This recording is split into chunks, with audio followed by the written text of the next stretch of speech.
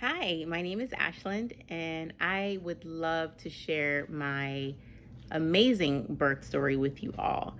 So, prior to me being pregnant, just hearing a lot of the horror stories that first time moms had.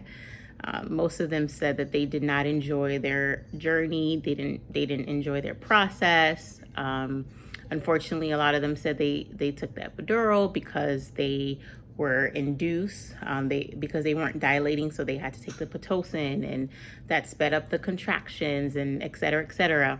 Not only that, but also the women in my family, just listening to their stories and also being present for some of them as well, and seeing the complications that they had: preeclampsia, hemorrhoids, the list goes on and on. A lot of the women in my family also had C-sections as well, because it just wasn't, unfortunately, things were not happening or moving the way that they wanted it to.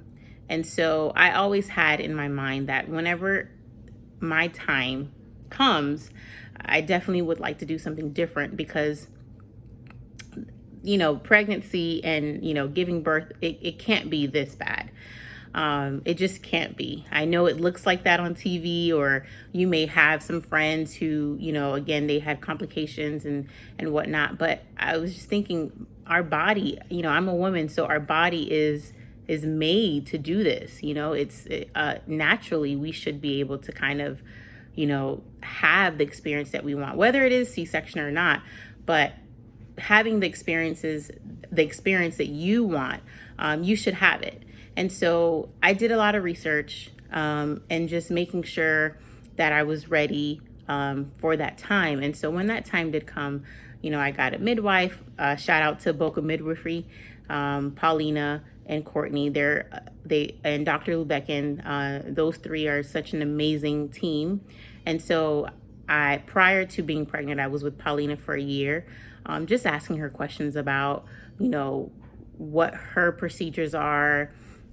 Just wanted to see if me and her can connect, and on a emotional level, because believe it or not, you want to make sure that you are connecting with your provider. You want to make sure that the provider that you choose is someone that you can trust and you can rely on. And I'm going to tell you about why in just a minute. And so just being with Paulina, and so the time comes, I'm pregnant, my husband and I are having a baby. And so she suggested hypnobirthing. So I did a lot of research in terms of hypnobirthing and the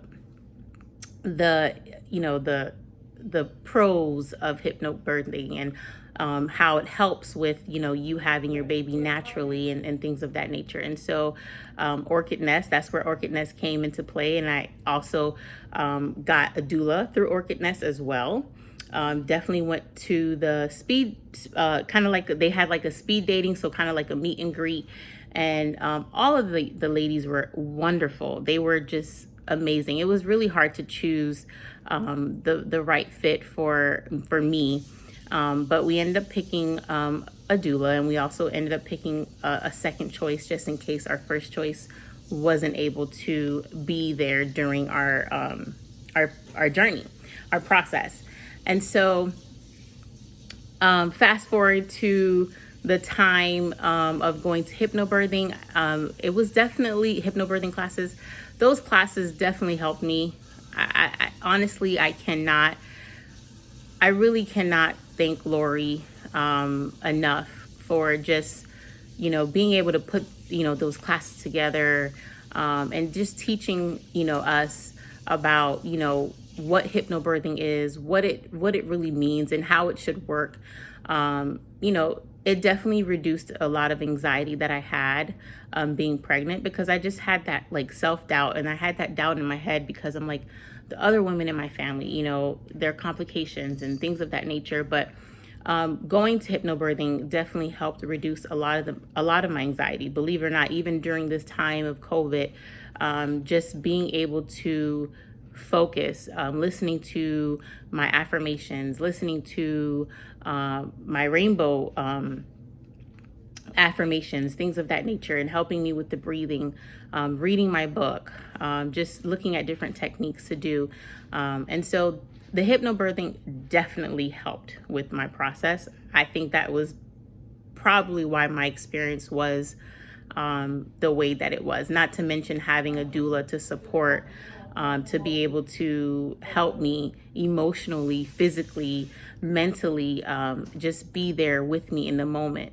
And so fast forward to the day of, the day that I actually had contractions and I was in labor.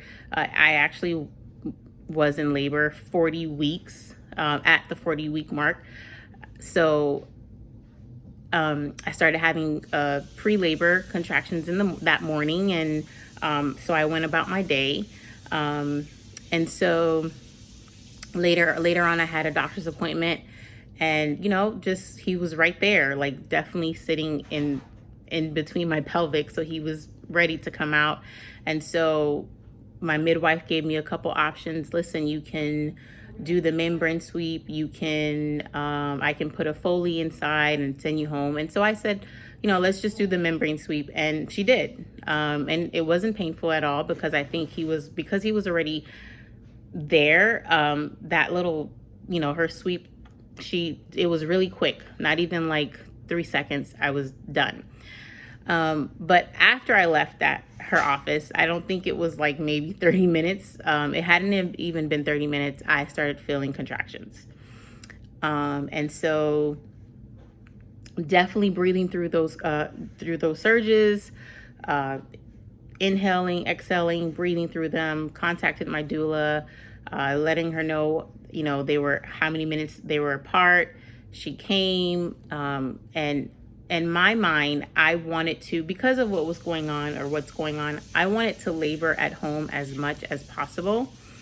And not go to the hospital, like not labor long at the hospital. So I wanted to have a short labor at the hospital, but definitely be at home in the comfort of my home. And that's exactly what happened. I labored at home for 7 hours.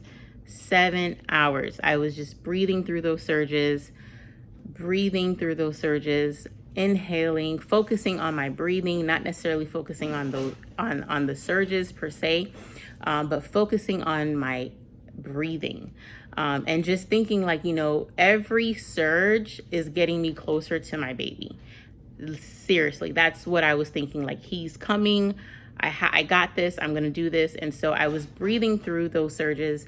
Not to mention, my doula is there to support me, squeezing my hips during those times. I'm walking, I'm laying down, I'm on the bed, I'm on the couch. I am in the comfort of my home while I'm doing this. And that helped me a lot to be able to kind of sustain and resist and just be there for 7 hours. So finally, when those surges started coming a little bit stronger, I said it was time to go to the hospital. So we arrived to the hospital literally after, it was a little after midnight.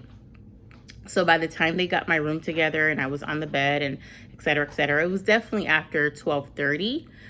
And so again, 12:30, and my son arrived at 4:33 in the morning, that same morning. So I labored 4 hours at the hospital and did most of the work at home. I was dilating so quickly. I mean, by the time I got to the hospital, I was at 4 centimeters. They checked me again. I was at 6. My midwife came. By the time she came, I was at 8, 9, and 10. I was ready. And so 4 hours later, he was here. No Pitocin, because I was dilating on my own, and no epidural. And let me tell you why. In the beginning, I said, you want to make sure that you connect with the provider. You want to make sure that you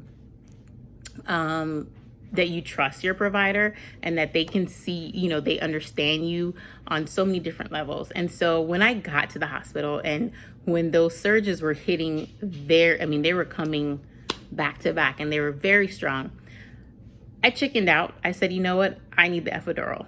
You can just give it to me. At this point, I just want to rest. I need it. And so my midwife actually stood her ground and did not give me the epidural.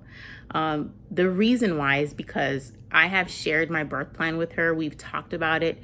She knew how much it meant to me to have this birth naturally without taking the Pitocin, without getting the epidural. And because she knew how important that was for me, she stood her ground. She did not give me the epidural.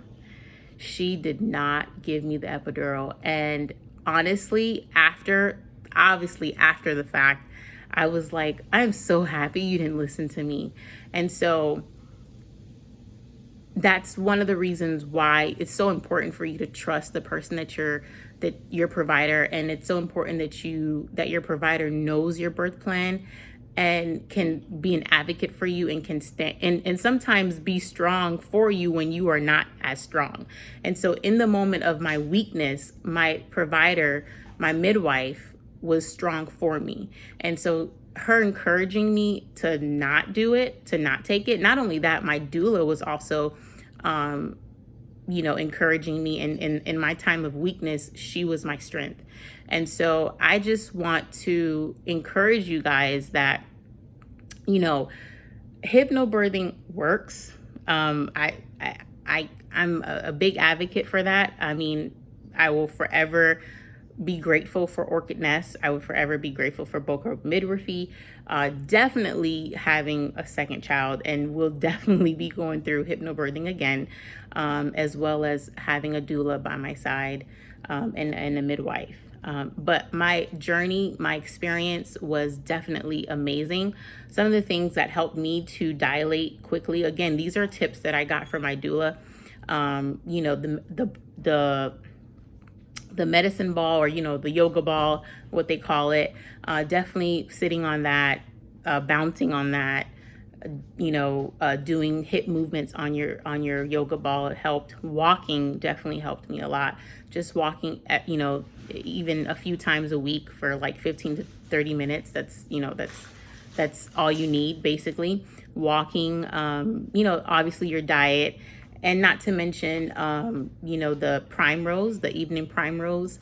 I started inserting that at my 36 weeks to kind of soften the cervix and to help me with my journey, being that I was a first-time mom.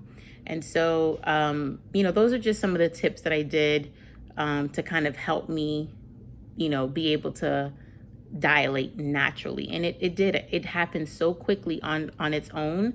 My body and my baby did it, together. We were working. My body was working together with my baby. And so I was fortunate to have the birth story that I wanted.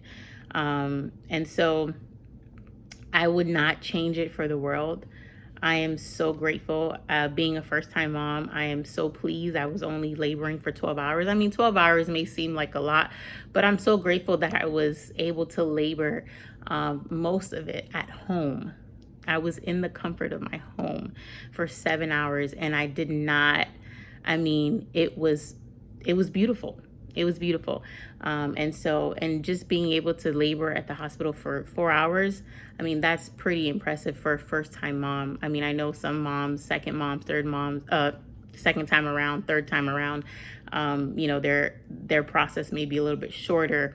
But I've heard a lot of first-time mom being in labor for over 24 hours, for over 12 hours, for over 48 hours. And so I didn't want that to be my story.